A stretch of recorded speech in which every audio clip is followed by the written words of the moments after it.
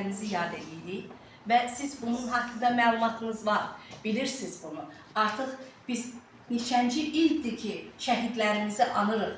Onları 27 sentyabrda 44 günlük uşaqlar, 44 günlük, heç 2 ay deyil, 44 günlük müharibədə onlar canlarını qurban elədilər.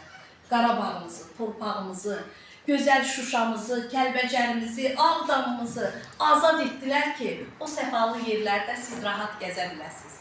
Amma bundan ötürü onlar canlarından keçdi. Baxın uşaqlar, baxın görün, nə qədər cavan, baxın hər biri bir igid, hər biri bir ananın evladı.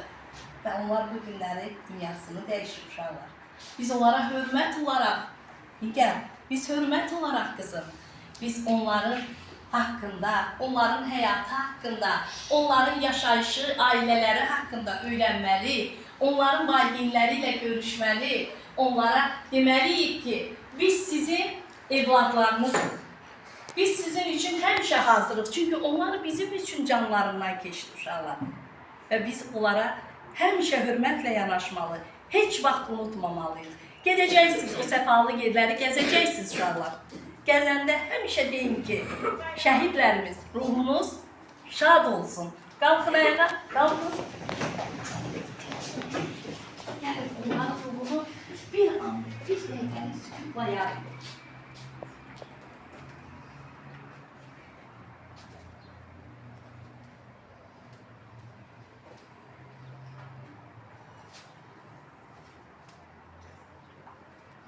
Allah rəhmət eləsin. Bir yerdə deyək, Allah rəhmət eləsin. Əyləşin uşaqlar.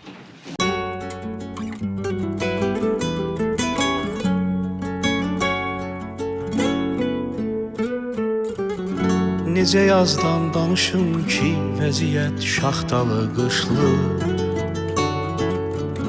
Necə mən bayram edim ki, bir ananın gözü yaşlı. Bir şəhid vermiş ananın ürəyin heç nə ovutmaz. Onları heç kim unutmaz. Sigaret birbirinin ardına qəndən calanarmış. Atanın qəlbi yanan ateşə barmaqda yanarmış. Bu yanan qəlbinə bir söz, nə də bir cümlə soyutmaz. Onları heç kim unutmaz. Onları heç kim unutmaz. Bu dərdi yazan sanmaq mı olar? Odsuz bu qədər yanmaq mı olar? Siz can verdiniz, bizlər yaşayaq.